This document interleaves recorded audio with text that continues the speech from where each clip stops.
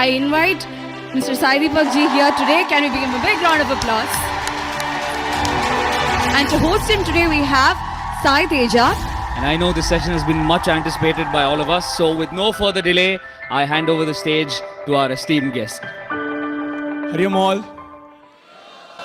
All right, I know how many of you were excited. Sir, yesterday Praveen Chaturvedi ji had played a video of one of Prachim's videos. And one of the personalities who got the most applause was you in that video. So and that set the context for the whole session today. And I must also tell you that I had the opportunity to run a parallel economy in this conference today, because a lot of people were booking in advance to ask questions to you, right? But good souls like me chose not to capitalize it, right, or monetize it. But I know all of you are excited. And I think there was a connect between you and Sai Deepak ji, because he's not going to give an address today. He's only here to interact with you all, right? So there are going to be maximum questions where you can ask him, and he will answer your questions as well. But one thing I really got inspired by with Sai Deepak ji is that, he answered two people's calls to be there for Bharat, right? One is Bharat Mata's and one is ours, right? Because he literally came at 2:30 a.m. in the morning, and specifically to interact with all of us, and he'll be leaving as soon as the session is over. So, sir, with no further ado, I just have like two questions to ask you before I open it to the audience as well. So the first thing is, we know we are all in a civilizational battle, right? And in the civilizational battle, there's a clash or there's a conflict between multiple faiths. One is the Indic faith and the other are Abrahamic faiths, right? What do you feel is the plan of action on a long-term basis to win over this civilizational battle, right? There are multiple avenues that are being put in place today, and one of them is, of course, the reconversion of people who left from the dharmic fold as such. So do you see that as one of the avenues through which we can win the civilizational battle? If yes, how? Hari Om, Namaste. So, is there a group of people here which is under 18 here? Okay, fine. Because I'll accordingly apply censorship filters. That's the reason for the question. So, see, the question that you've asked is very, very sensitive. It has multiple layers. I'll try my best to keep this as short as possible.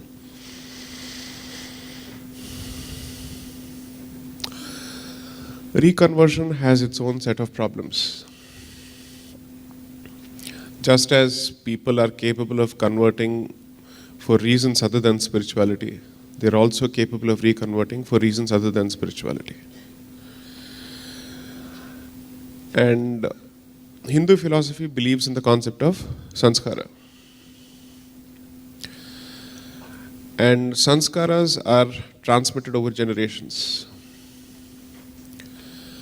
And in the case of these people, they've been lost for generations.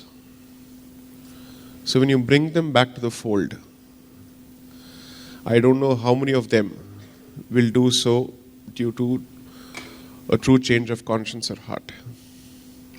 Two, there are other certain delicate and tricky questions involved in reconversion, which I don't wish to discuss at this point. I think it's even more complicated.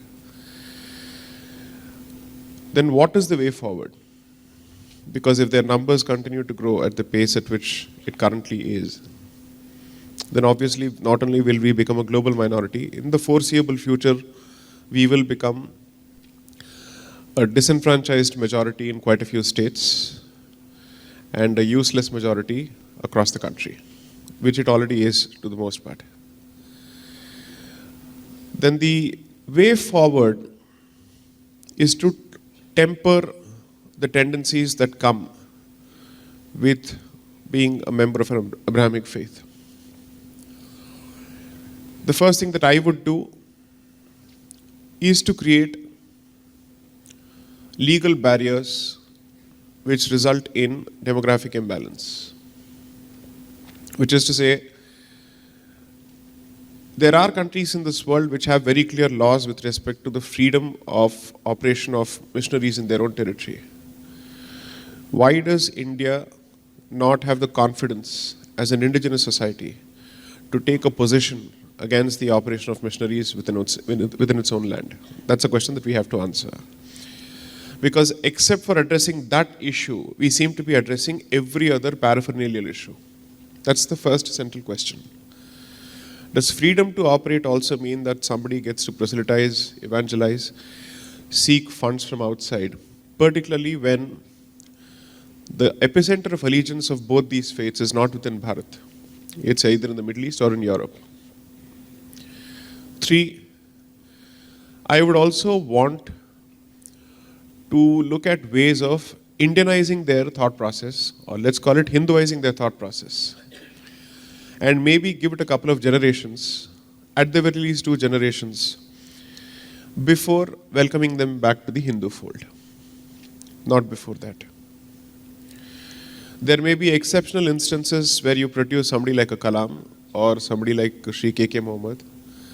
But if that's not the case, or for that matter even Sri M, right? These are exceptional instances.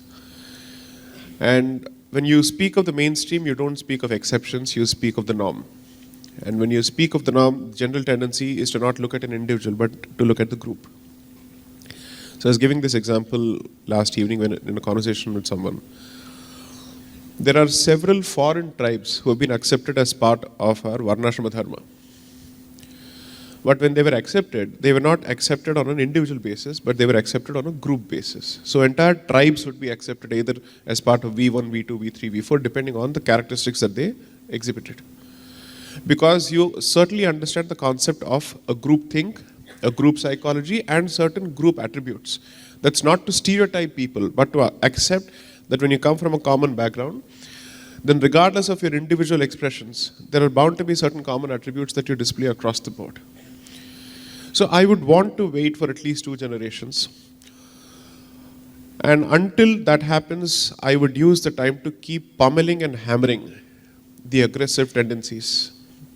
And aggressive tendencies do not respect weakness. They do not respect decent dialogue. That is not going to happen. Maybe there are a few sections within that particular group who may be amenable to this kind of an approach, but by and large they won't.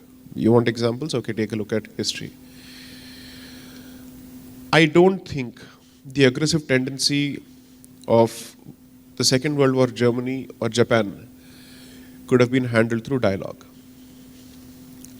Germany had that aggressive anger which spanned at least 4 decades, which caused 2 world wars. And until it was humiliated and pummeled into submission, it was not going to give it up. Similarly, most people argue that where was the need to nuke Japan? Fine, there may have been no necessity to nuke Japan, but the fact is when all other Axis parties had surrendered, this party continued to fight. There were instances where close to 20 or 30 years after the end of the Second World War, Japanese troops who were in hiding in several islands would come out. And they had not surrendered yet because they had not received communication from the emperor that they were supposed to surrender. This has happened. We have seen people come out in the 60s, 70s, until late 70s, who kept wearing the very same uniform and they waited in their barracks and other places because either information had not reached or they had chosen not to surrender. When you're dealing with this kind of an aggressive martial mentality, which is not circumscribed by the honor codes of dharma, the response cannot be just mental or intellectual. And which is why when people try and tell me that economy, computers, education, I'm asking them, do you even read history? Do you understand what has happened in the past? Everybody has tried all these tricks in the book. It hasn't worked. I'm sure nobody in early 1900s would have ever anticipated the partition of Bharat in 1947. They would have actually laughed it off as a joke, saying it's a lunatic fringe that believes that they were heading towards partition. No Sindhi Hindu would have thought of it. Punjab, undivided Punjab was actually Muslim majority. Even they wouldn't have thought of it. But it happened nevertheless. And partition was a consolation prize for them, according to them. And if the global, let's say, network had stepped into the picture to help them, they may have actually gotten away with a larger price. Because the prize is always Bharat. The prize has always been Bharat. So, since it's a largely mature adult audience, I would say, certainly put faith in the concept of dialogue. But the mature mind realizes the limitations of dialogue as well and starts preparing for plan B. That's it.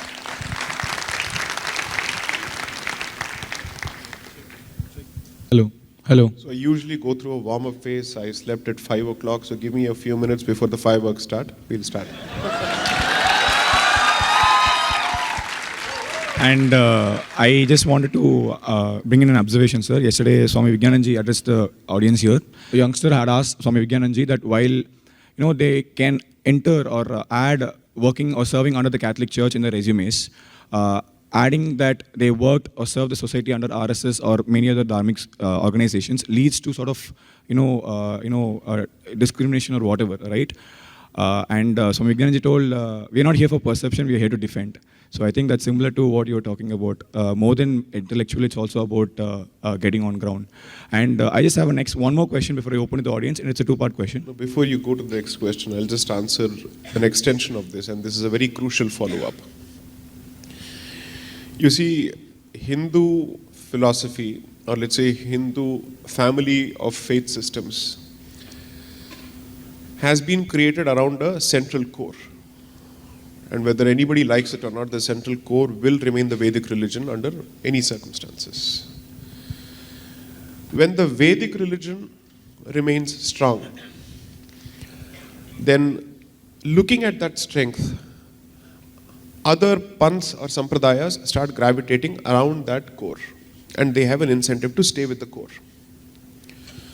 But when the Vedic system or the adherents of the Vedic system lose confidence, or they lose the will to assert themselves, not impose themselves, but assert themselves, then the dilution starts at the epicenter and it spreads to all those people who are at the peripheries. You want the best example? A strong core Vedic system would have never allowed the formation of the Khalistani mentality at all.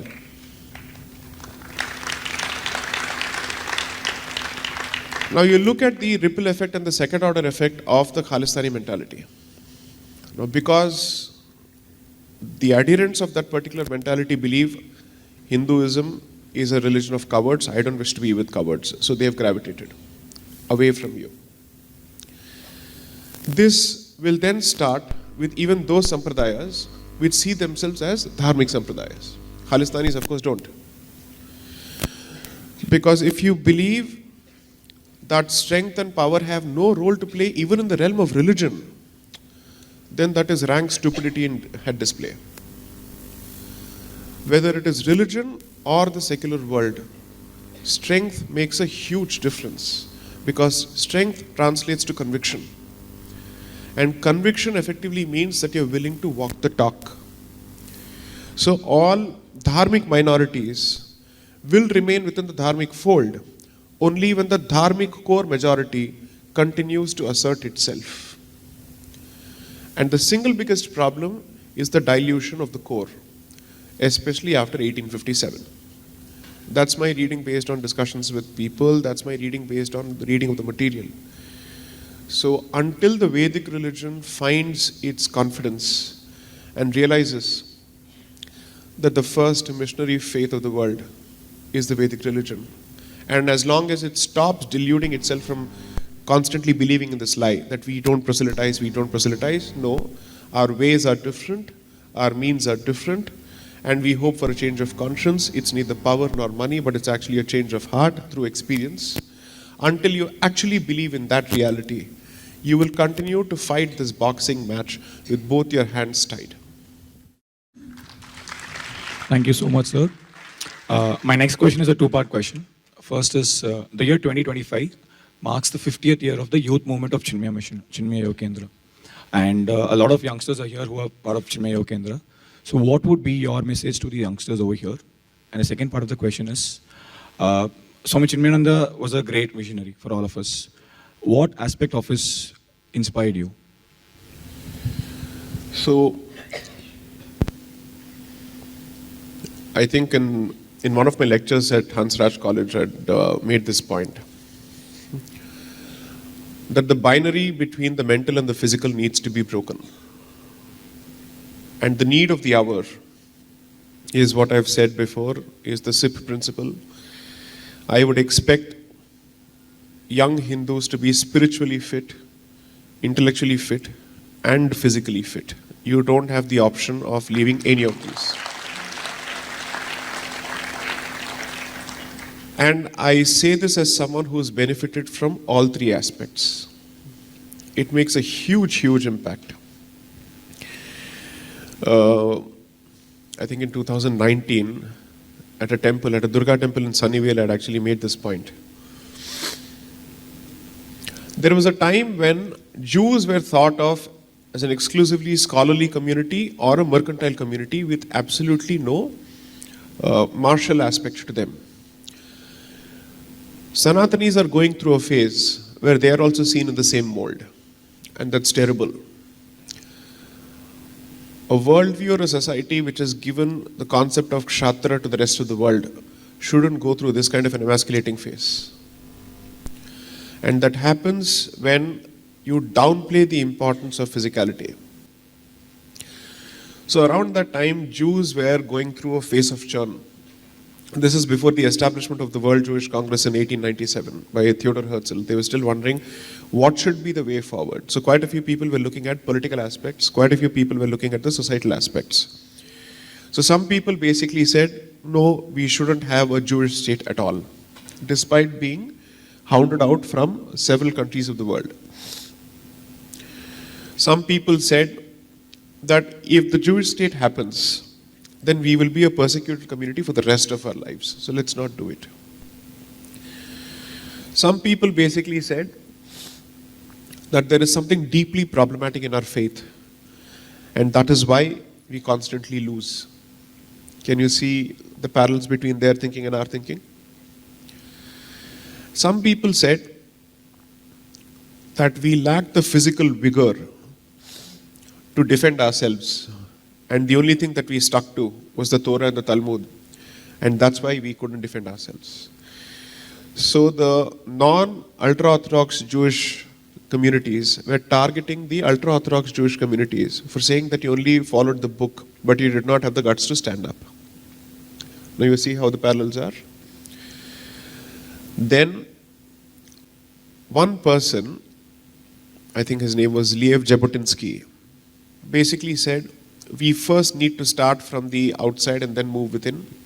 We need to change the physical characteristics of the Jew in the first place. All the negative and the weak stereotypes associated with the Jewish entity need to be wiped off, and I need a more physical, masculine Jew, is how it started. Read the literature surrounding the establishment of the Anushilan Samiti in Bengal by sorry?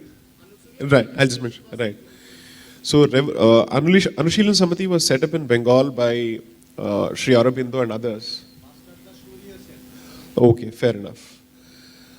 It's a revolutionary movement where they started setting up akhadas across Bengal, and this was primarily in response to the gravitation towards the partition of Bengal on religious lines.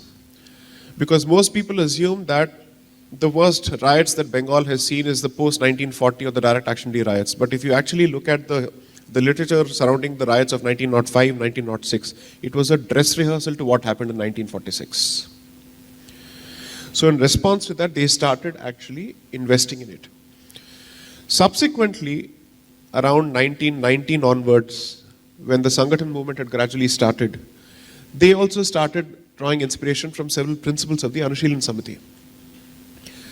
So I believe that the way forward for Hindu youth is you have to deal with negative stereotypes of Hinduism in your office spaces, in your college spaces, in your school spaces, wherever it is. For that, you need to be able to find yourself find for yourself a spiritual grounding, because these battles cannot be fought with pure knowledge. Knowledge is only ammunition that helps you meet a particular argument.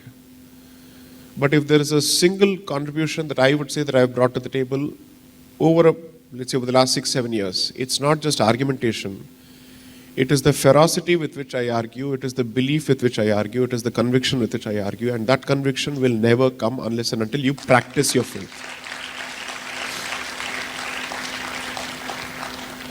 So practice of your faith on a daily basis and sadhana of some kind is absolutely crucial. It is not meant for the people with the salt and pepper hair. It's meant for people across the age groups. And I think it's very crucial that you do it as early as possible. Particularly at a time when you're vulnerable to distractions from several directions, it's important that you find that spiritual core. 2, and I'll connect this answer to the second part of the question. Second is intellectually fit. Your ignorance of your faith is used against you because the first bomb that is thrown at you is the caste bomb and you don't have any answer to that particular bomb. You have no idea how to deal with it. You have no idea how to deal with it because they will start with CSP, caste, sati, patriarchy, period, and you're done.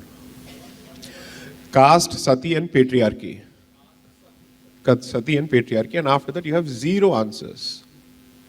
The moment this trifecta is thrown at you, you have no idea as to how to deal with it. Because neither have your parents taught you as to what is the reality, nor do history textbooks necessarily aid this process.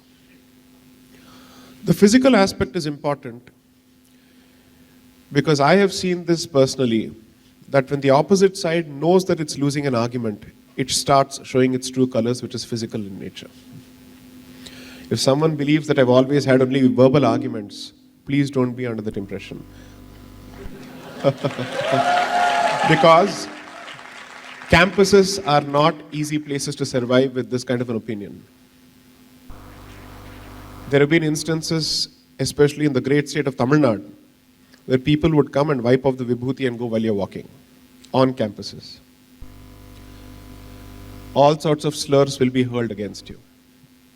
So, I have been through everything that you're either going through or will be going through. So, and therefore, my ability to connect with your experience, that's where it comes from.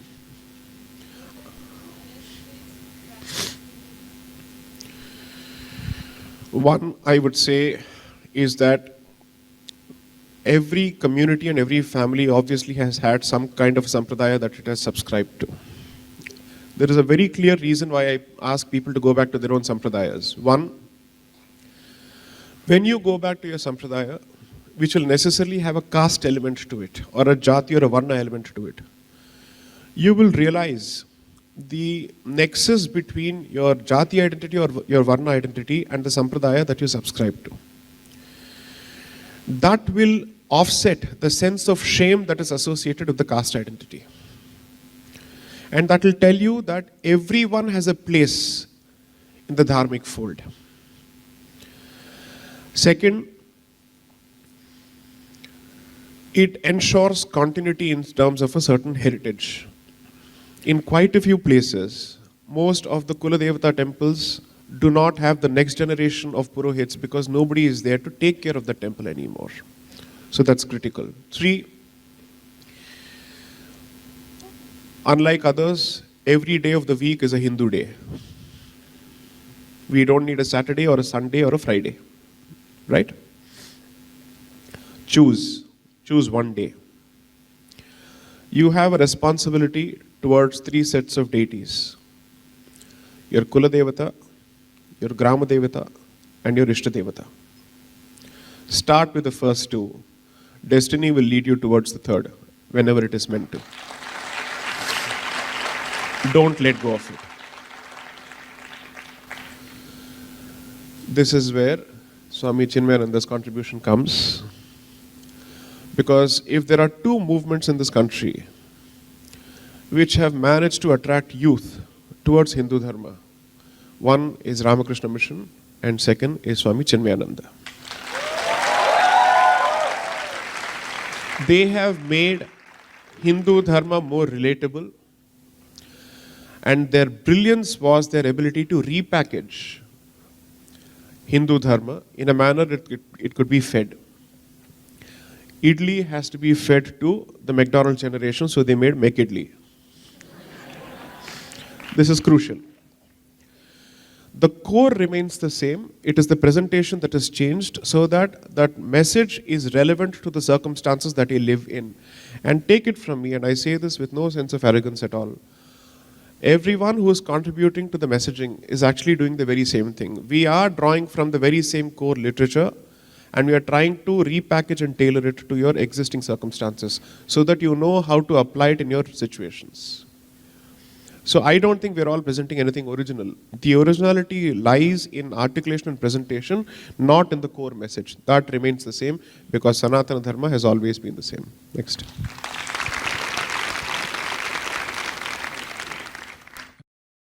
Thank you so much, sir. I now open the floor to questions from the audience. Questions. Hari Om, sir. My name is Gokul Vaibhav. Presently, I'm here for you, especially. My cousin said, Sai Deepak is arriving to this event. Without hesitation, I came here. But when I see this chick, I don't know about Chinmay Mission first, but when I see the events through 4 days, was biggest fan of chick. Now, I love chick, I have to be chick. And I am chick and I want to be. And I have 2 things for you, sir. And first thing is I need a picture and autograph with you. Definitely. And the question is, if I give you a time machine to go back into the modern Indian history, which chapter of modern Indian history you want to change and why? Thank you. Hari Om, sir. So, I have a very old relationship with chick. Most people don't know this. So when I was in engineering in Coimbatore, 2002 to 2006, chick came out with India quiz. I think this was around 2004-5. Awakening Indians to Awaken India. Correct, exactly. So that was my first visit to a Chinmaya center in Coimbatore. That's where I think I was, and that book was a fantastic primer, brilliant primer, where the ancient, the medieval, and the modern aspects or contemporary aspects of Bharati history were captured in a simple book, and they were made. They made it very attractive by conducting quiz competitions based on that. So the material was given to you, you were expected to go through it, make sense of it, and then come back for the quiz. So that was brilliant.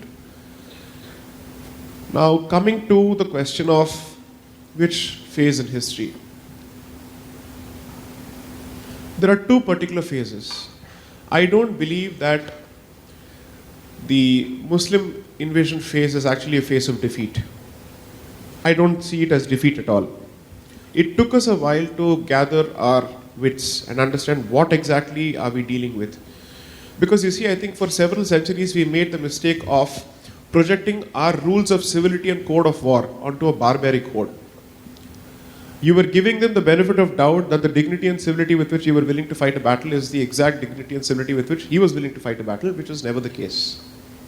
So that took a while. And when you started paying him back in the same coin is when the aggression came down. Okay?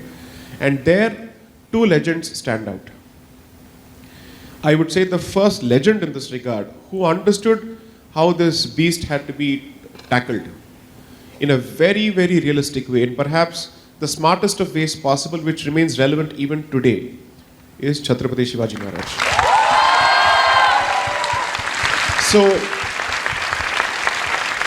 you have to ask yourself, how does a man who was barely 5 foot 6 inches carve out an island of saffron in an ocean of green? That's amazing. And I would say he was a personification of Shakti and Yukti going hand in hand. That's why that example is so relevant. Because you need to know how to beat the tiger, you also need to know how to beat the snake. I leave it to your imagination. 2. So 1857 was, according to me, the first period of decline. Not because we lost the battle of independence. I don't think it was a battle of independence at all. I have no such illusions. The majority of it was an attempt at reviving the Mughal Empire, at least by the Muslim participants. They were absolutely clear about it. There are enough documents to show this. There is no way people can convince me that this was some kind of a united movement. No, it was not. So 1857 was crucial because that was a time for Hindus to at least learn their lessons at that point. They did not. And their commitment to their dharma, especially their aspects of Nitya Karma, started diluting from 1857. Because you see, until then, British regiments were based on specific caste identities or Varna identities. And they realized after that episode that until this conviction is diluted, we will continue to face resistance one way or the other, at least cultural resistance. And therefore they started introducing certain rules of employment for the British establishment which required you to give up your identities. And that's where the dilution starts. When you start moving away from the most proximal identity of your dharma, which is practiced through your ritualized Nitya Karma activities, the movement away from the larger identity starts. That's where the first downfall began. The second is, I would say, the 1900s, where Congress and its hypocrisy was completely exposed, and there was a time when people understood the value of revolutionaries. And the revolutionary movement continued to be a parallel movement. I wish it had been the mainstream movement. Then we would have not inherited this legacy of this icon of peace, unfortunately. That is something that should have never happened. So I had a few communist professors when I was in law school in Bengal. And I agreed with one of the professors who said this, rightly so, that we haven't shed enough blood to secure our independence. And therefore, the history of the 75 years later, after independence, is a history of us compensating for lack of shedding of blood. And it was 100% true. If independence is seen as a yajna, yajna needs an ahuti, and if it asks for bali, don't give it pumpkin. Bali is bali. Don't compensate for bali with either a lemon or a pumpkin. Give it what it asks for. Because you can shortchange the yajna there, but it will have an impact later. So these are the two phases where I think our Kshatriya spirit ought to have been revived significantly. 1857 also, because it was barely 35, 57, you're barely looking at 20 years from the introduction of the English education system as the mainstream system. So the impact hadn't started yet, not yet. We could have still overcome that impact if we had resisted thoroughly. So these are the only two phases. Now, you have to realize that sometimes, even if you don't win in a particular phase, if you're vocal in a particular phase, you serve as an inspiration for the subsequent generation who will take that message forward. So, I never look at victories and defeats in a small time span of 50 years or 60 years or whatever it is. The minimum period that you should be looking at is a century to see the impact of a particular activity. So I would look at 1857 and perhaps 1914 or 1919, just before the Khilafat movement started, as the two milestones where Hindu mentality could have been changed. And where you could have stopped yourself from watering this green cactus called the Khilafat movement. That is something we could have stopped. And since we did not, we paid the price for it 24 years later. Next. Hariom, sir. Hariom. I also happen to be from that great state of Tamil Nadu. And you have My sympathies are with you. Sir? My sympathies are with you. My question is in line of that, sir. So, you refer to one particular ideology as a very terminal disease. What would be, in your opinion, the effective medicine for that ideology? Which of the two? Both of them are terminal diseases. The ideology. Tiger or the snake? I don't know which you refer to. Okay, sir. I'll say it. How do you think Dravidianism could be tackled? Okay. Don't call it Dravidianism in the first place. What it is actually is secularized version of evangelical mentality. It is not an indigenous movement by any stretch of imagination. It uses indigenous actors to push a secularized version of a foreign faith system. That is the reality of it. Everything that they draw from, every principle that they draw from, is a principle of, it's a principle that has been derived from the Reformation, not the Enlightenment, where it is a neo-Reformation movement in a foreign land, where the Catholic Church has been replaced with the Hindu temple, and the Hindu Brahmin priest has been replaced, or rather, he is the new substitute for the Catholic clergy. And therefore, the experiment of the Reformation is being conducted in Bharat with the very same end goal: to replace that institution and the guardians of that institution, and in the process take over the community that depends on that institution. That is the history of it.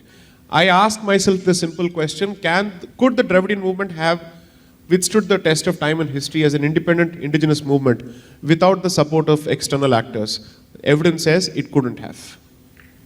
It could not have. The best possible example for this is when the Home Rule movement was going on around 1914. The person leading the charge in the South and Madras Presidency was Annie Besant. Because she was a member of the Theosophical Society of India, she had a huge interest in Hindu dharma, so on and so forth. So she was leading the charge. The British government, or the British governor of Madras Presidency, specifically takes the position, and this is how he starts inciting and giving support to the Dravidianist movement there, that this is a Brahmin-led movement, the Home Rule movement. And therefore, non-Brahmins unite. And then come three different communities: Mudaliyars, Chettiyars, and Nayars, who are the founding communities of the Justice Party. The Justice Party is where the seeds of Dravidianism were sown. Interestingly, Justice Party was staunchly casteist. So it was not a fight against caste. It was a fight against one particular caste by three different castes. I'll tell you where the divide started. So the missionaries are constantly looking for an entry point into the Justice Party movement, because the first expectation of the missionary movement is established, which is go after the Brahmin. They started that. But going after the Brahmin is not sufficient as long as the other Hindus retain their caste identities. Because when they tried to introduce in the manifesto of Justice Party that we will abolish caste, how could they do so? Because they were after all fighting for their castes. So they removed that from the manifesto. This can't happen. The movement away from their own caste identities towards the Dravidian identity takes close to 20 years. And this is because of constant feeding of resources. So the British colonial establishment, along with the missionary establishment, is giving them help, saying, we will help you pit yourself against the Congress, this North Indian Brahminical patriarchal entity, provided you start dancing to our tunes. And slowly money is fed, the strategy is prepared, manifestos are outsourced to the colonial establishment for preparation. This happens for a period of 20-25 years. So the movement that you subsequently see, from the Justice Party movement to the self-respect movement, which is the Dravida Kazhagam being formed, is the movement of an internal fight transforming into a clear external actor taking over that fight. This is what happens when you involve an external player in your internal discussions.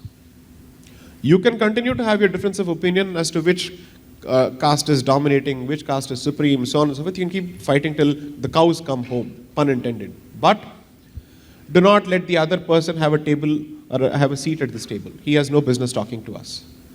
Because when Muslim communities have their own differences of opinion, do you think they don't? Of course they do. Is a non-Muslim given an opportunity to sit and participate, let me help you with social justice as my goal? No, he'll say, get out. You have no business being here. That is our problem. So today as it stands, and at least for the last, it started in 1917, you add on the 20 years, I'd say around 1930s is when its true Christian form came out. 1930s, you're close to 2030s, 7 years, close to 90 years. The last 90 years is a history of a secularized Christian movement passing itself off as an indigenous movement, where it has effectively led to deep fissures. The worst possible secessionist movement in this country is not the Kashmiri movement, is not the Khalistani movement, it is the Dravidianist movement, and there is a reason for it. Kashmiris picked up the gun, or Kashmiri Muslims picked up the gun, making it possible for us to identify the problem. Dravidianists continue to be part of the democratic ecosystem. So you don't see them as a problem because you think they don't resort to violence. They do, but in controlled spurts. But the rest of the game is played by taking over institutions, academic institutions, media institutions, political institutions, and finally the end goal, religious institutions of Hindus alone. It is the worst possible form of cancer that could have ever afflicted, because the Kashmiri problem is a problem since 700 AD. It is a continuum of it. So it is identifiable. And it is an external problem. This is a problem which is internal in that particular sense because it has entrenched itself. It is the Trojan that has been introduced into the mind of the Hindu civilization. Next. All right. So you fight it by first calling it what it is. Dravidianism gives it legitimacy. Don't call it Dravidianism. It is secularized Christian movement, period. And just adding on to what Sir just said, ask any Dravidian functionary or ideologue, right, and its subsequent political outfit, the DMK. Ask a question whether it has, given a ticket to any candidate not based on the caste domination in a particular constituency. I don't think they would have an answer for that. I think that's a testament to the fact that what kind of a quasi-anti-caste movement that movement is. No. Every leader in this country who says he will kill caste has only entrenched caste. And some framers of the constitution are no exceptions to that. We'll have someone from the back. Every caste emancipator has been a caste entrencher. Hariom, sir. Hariom. Sir, it has always been a pleasure to hear you. And my question is that right now I think the biggest problem or the biggest threat to this generation is wokeism. And it has been rising over all Europe and America, and it has finally arrived in India. And sometimes the problem is that they use some of the texts from Hindu scriptures to justify them. I don't know where do they get them from. I think they read the Max Muller translation. So how are we going to tackle this? Because I think that people think that these things are natural and these things have evolved over time and we are modern, so we should accept it. I know what you're talking about. I'll answer that directly. Yes, sir. So during the course of these arguments in the Supreme Court on same-sex marriage, here's how they used our own scripture against us. So when the Sabarimala argument was going on, they basically said myth, legend, bring in constitution. When the same-sex argument was going on, they said Ayyappa himself is the product of same-sex marriage apparently. This was the statement and submission made. Please go through the updates, you will see. I don't want to name the senior counsel who made the submission, but they said this. This was the exact statement being made. So when it suits them, they will come after us. When it suits them, they'll use our Puranas and Itihasas to beat us. And that was in fact even an incorrect statement. In any case, this is how they tried to present the argument. Then the next level of argument that was presented, and I'm sick and tired of this example being thrown around as if it's a sign of open-mindedness, the Khajuraho temple example. Everyone cites this example to say, look at the sculptures there, we were so open. How do you not know, or how do you know whether that represents the pinnacle of the civilization or the degradation of the civilization? What do you know about that particular phase of history to ask yourself as to what does that represent? You have no idea. You're simply shooting arrows in the dark. Because now it's a convenient example to use a temple against the temple, period. The better argument to be actually made is a slightly different argument, which is that this identity, let's call it the alphabetical identity, has actually been given a place of dignity. But that's very different from saying that it's been made the normative mainstream. It's a very different argument to be made. And in this regard, you'll actually find several LGBTQ activists of the Hindutvavadi mold who will tell you what the history is. The unfortunate reality of that movement is that even there Hindutvavadis are excluded because of their subscription to Hindutva. There are several instances where they actually say, we don't need your philosophy to establish dignity in our societies because we already have that. At least we have enough examples of that. The society may have forgotten it, but there is a history of that, of institutionalizing it, of giving them support systems to ensure that if there is a loss of livelihood because of the adoption of that particular identity, there must be an alternate backup, so to speak. These are examples that people don't wish to talk about. 3. Clearly, India is still a third world country, gradually moving up, but which has caught up with first world priorities as quickly as possible. Their problems have become our problems. And their problems have risen because of the lack of a spiritual grounding, and since they've achieved material prosperity, they don't know what to do after that. So they have started questioning everything. Am I a man? That is the next question. All sources of inquiry have come back and they've started biting you where it shouldn't. And you have started asking such fundamental questions that everything has been muddled. So which is why I don't think we need to do anything about the West. You sit back, have popcorn and Coke, they will implode. They will implode. What you need to do is to find ways of preventing that infection from spreading here. And there is no substitute for it if you think that this can be met only with logic and knowledge.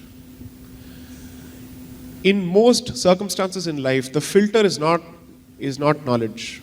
The filter is wisdom, and wisdom that is traceable to some spiritual grounding. That's usually the filter. As someone who comes or who's lived in Delhi for 14 years, it's a place which has everything to offer, the good, bad, and the ugly. Allow me to say this based on my first-hand experience, that had it not been for the dharmic filter, it's easy to get sucked into Lutyens' Delhi. So I think it's important to realize that the root of our problem is the lack of that core. Whether it is your self-loathing tendency or your inability to confidently own up to your association, how many people in this day and age are capable of actually saying, I go to the temple on so-and-so day. This is my temple day. I am observing this fast, and I will do so in your face. If you expect me to respect your fasting in a certain month, you will respect my fasting as well. How many people can say this? So in the 4th or 5th year of practice, as long as I was in the South before I switched to law, in the land of Dravidianism, there were still friends and people coming across communities who would actually plan temple visits, which remains the case even today, age being no barrier to it. So I asked people in Delhi, why don't we actually make a visit to Mathura or any other place? Then Mathura, why? What's there? Well, there's a Janmsthan there. No. We can't be seen as going there. And these were people who came from academic backgrounds. Parents were academics. That explained everything actually.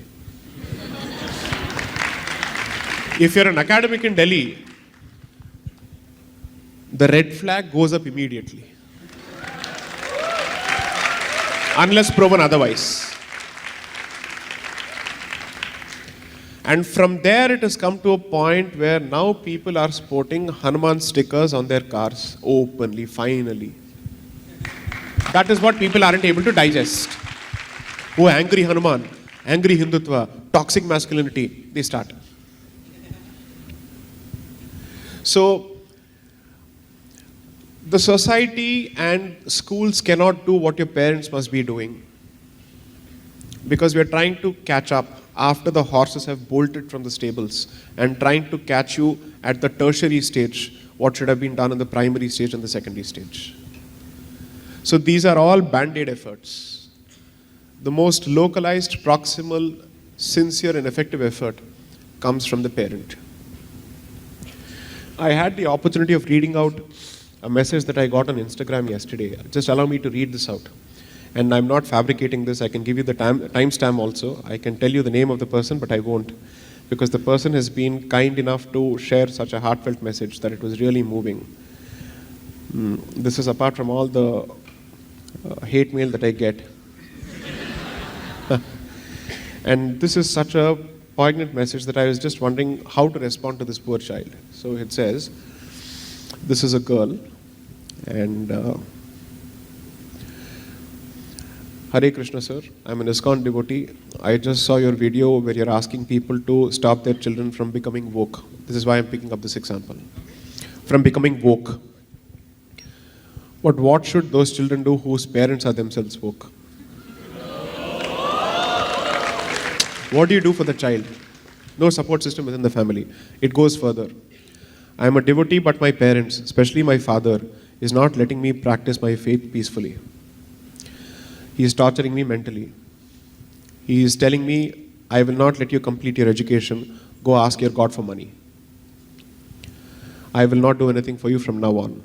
I am a very proud Sanatani. I am born, this is her language, I am born in a lower caste family, and my family has been brainwashed by so-called neophyte Buddhist Ambedkarwadis. And now my father hates Hindus and their gods, but I'm a proud practicing Hindu. I don't know how to deal with my father. And the last paragraph is the killer paragraph. I don't want to convert. But I'm a student, I have no source of income, and my father has refused to help me. From here, I would have expected her to ask me for financial help. She did not. You know what she says? It is high time for Hindus to teach their children about Sanatana Dharma. She still did not ask for money.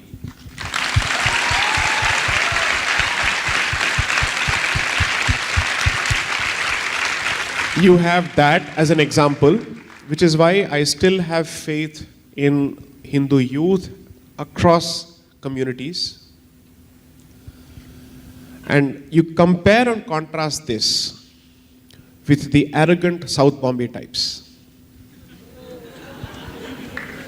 I will say this bluntly.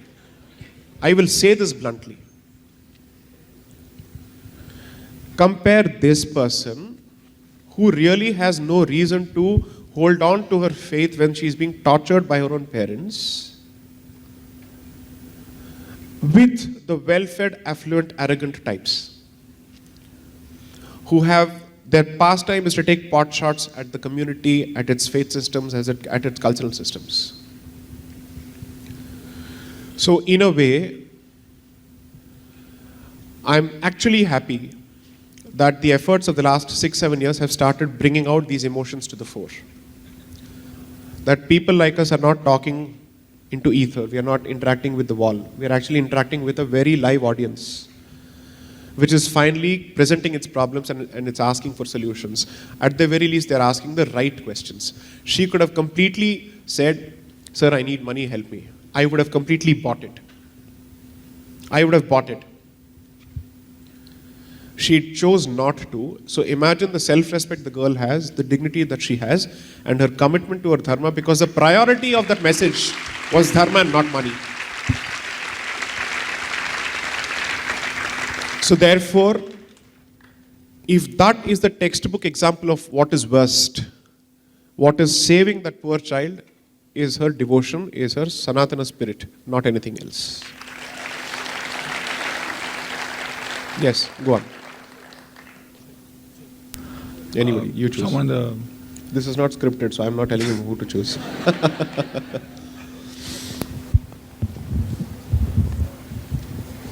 Hari Om, Jai Shri Ram, Sai Deepak Anna. Good, you've come in a VST, good.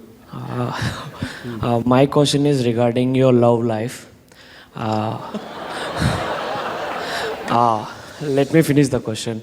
Yeah. Whom do you love the most, Gandhi or Godse?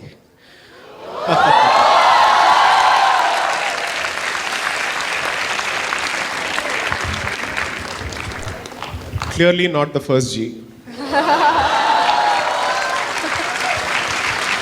See, it's like this. It's very difficult to even participate in this question in binaries. Be very careful about this. As time goes by, as you know more and as you live more, you will realize that you can't agree with anyone fully or disagree with anyone fully. Had it not been for his blind attitude towards Hindu-Muslim unity and the realities of that time, for the most part there were instances where I'd have agreed with Gandhi. I would still have not called him Mahatma, because deification takes away the sandarshan, the objectivity with which you're supposed to see a public person. Which is why before an event, usually people send introductions. So this is how we wish to introduce you. Sanatani warrior, civilizational warrior. You don't do any of these things. Way too young, way too premature. It should not happen at all. Don't do this. You're living in Kali Yuga. Be very careful before calling anybody Adi Shankara, before you call anyone even Swami Vivekananda, before you calling them Yoga Purusha or Avatar Purusha. Don't be so quick to celebrate people. Wait, let time prove itself. 2, here's how I would have differed in strategy. Maybe. He was already irrelevant. He had become irrelevant, because the riots had proven him completely wrong. Everything that he had tried to work towards for 30, 40 years crumbled like a pack of cards in front of him. He was being used as a figurehead by the rest of the Congress only for political legitimacy, because they had become stakeholders in power. So they needed him only as a titular presence, only as a presence, as a face. Beyond that, he had no value.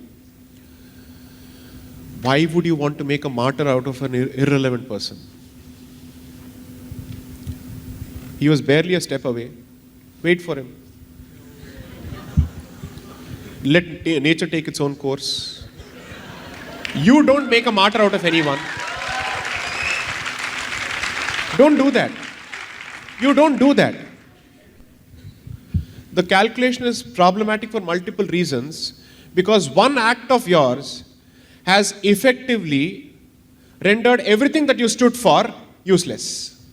One misstep.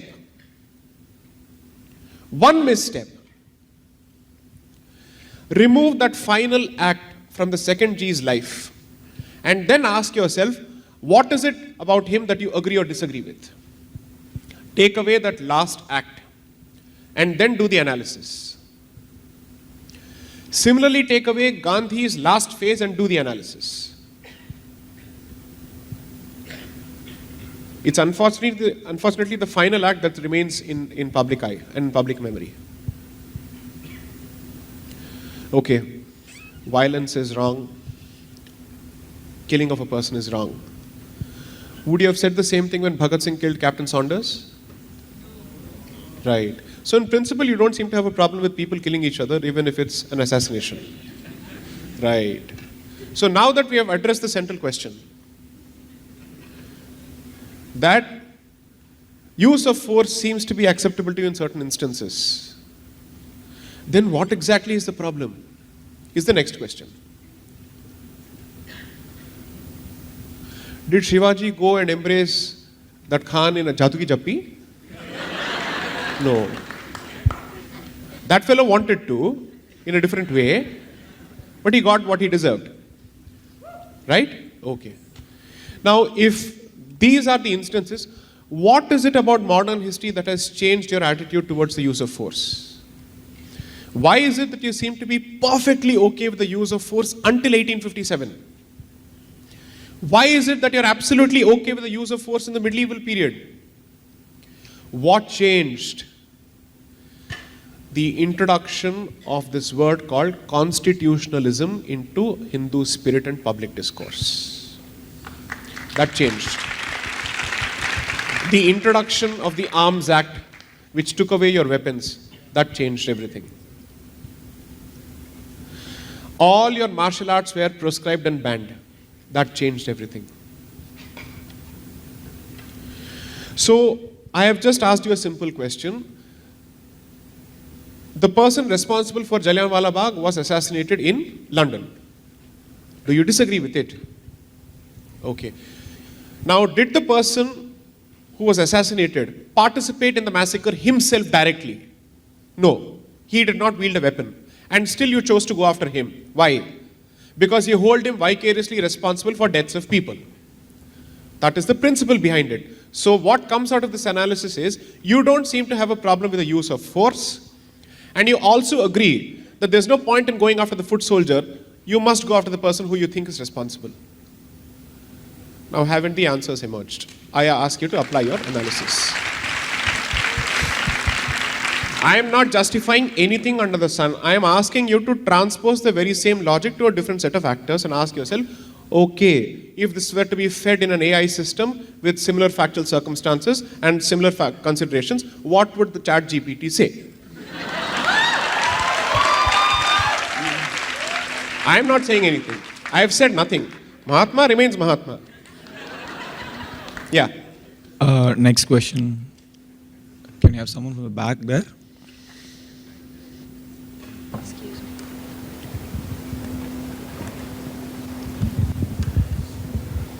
In a way, I'm extremely happy that Jallikattu judgment has come out.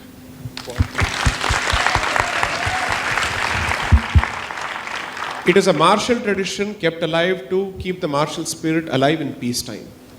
Let it remain. At least let Kshatriya remain in some communities. Hariom sir. Yes. So just coming before the session, I was going about you in LinkedIn, in which it was mentioned that you had written 2 books. Yes. The second book's title was India, Bharat and Pakistan. Correct. The Constitutional Journey of a Sandwich Civilization. Correct. I was just curious, why did you name the title of the book as India, Bharat and Pakistan? Anybody who understands why I did that, please respond to the question. You understand why I did that? I've answered this question several times. Not that I don't wish to, therefore. I'm just saying, let's see if somebody in the audience has been paying attention to what I've been saying on this subject. The first book is called India, that is Bharat. The second book is called India, Bharat and Pakistan. Right? That means I trace... You want to give the answer? No, Dharani at the back. A girl at the back had the answer. Does the girl at the back wish to give the answer? Yeah. Please go ahead.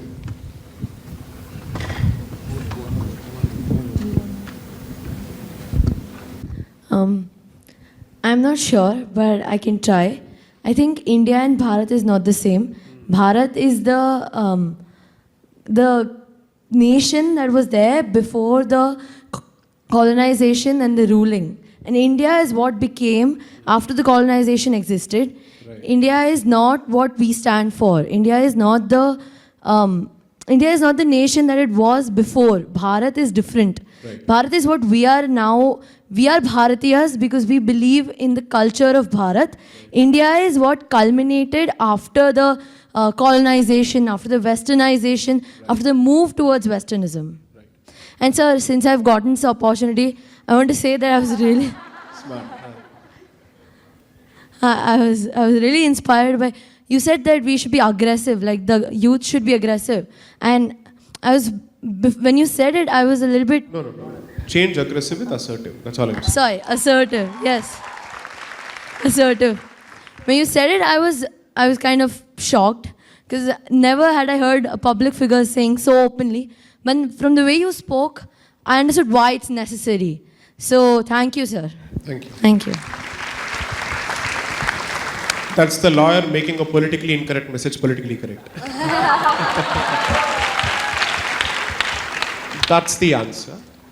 The only correction there is Bharat existed not as a nation but as a civilization. The journey from Bharat to India is the journey of a civilization becoming a nation, and that too in a foreign mold to a significant extent. So I'm basically saying that the Bharatiya identity is stuck between India and Pakistan, hence the use of the word sandwiched in the subtitle.